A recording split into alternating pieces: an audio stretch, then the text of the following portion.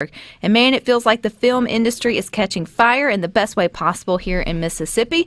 There are so many good projects going on from top to bottom of the state. But today we get a peek from a different angle of the business, and that is the screenwriting, or I guess the script writing, you can call it that. And joining us today all the way from the Mississippi Gulf Coast is Mr. Joe Pevey. Hey, Mr. Joe. Hey. You said I could call you Joe, but it feels... Me and Rhino had this discussion the other day here on Good Things. I have to have your permission before I drop the Mister for my good manners here.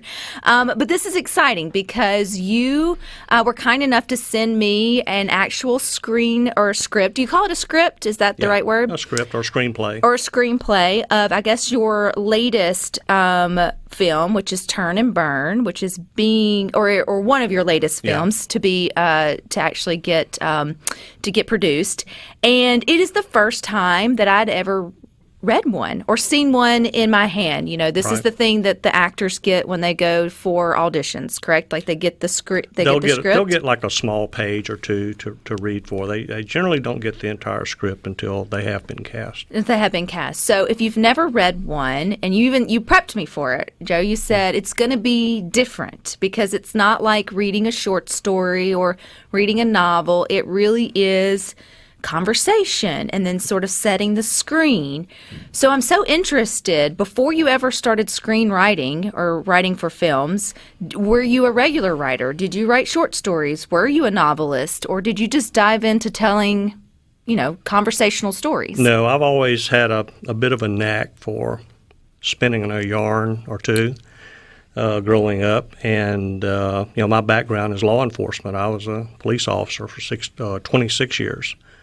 And this happened by accident, just being at the right place at the right time.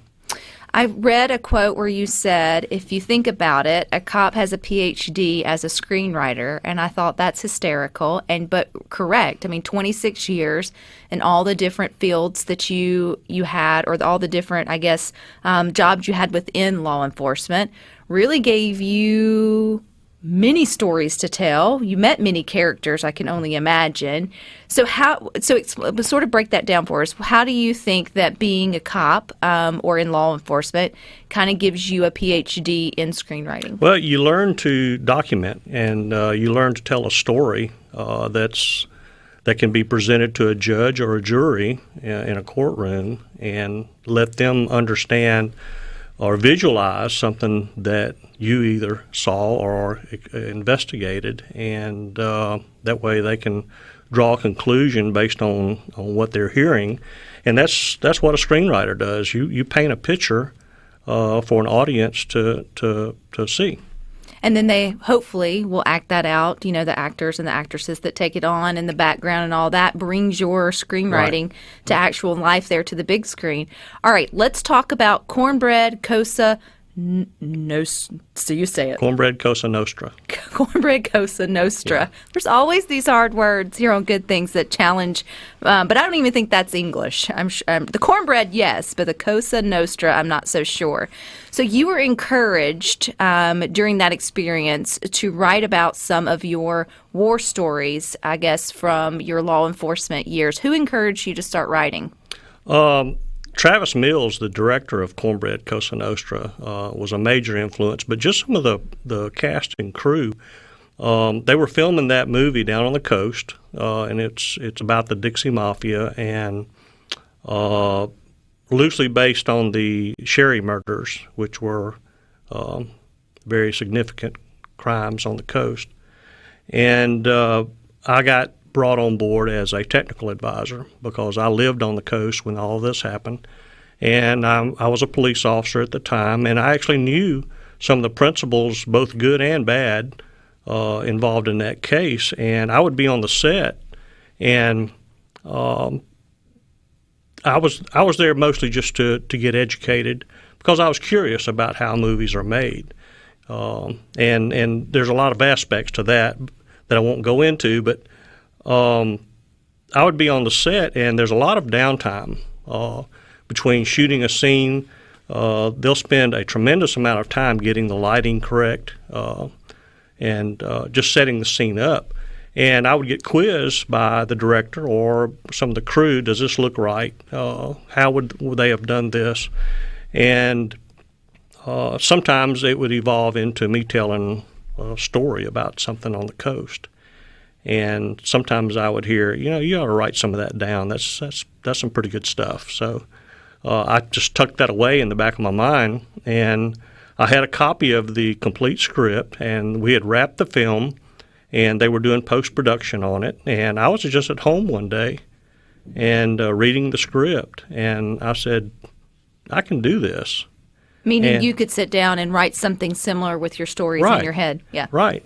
And so I did. I sat down, and I spent about probably 6 months, very secretive. Nobody who knew me knew that I was doing this.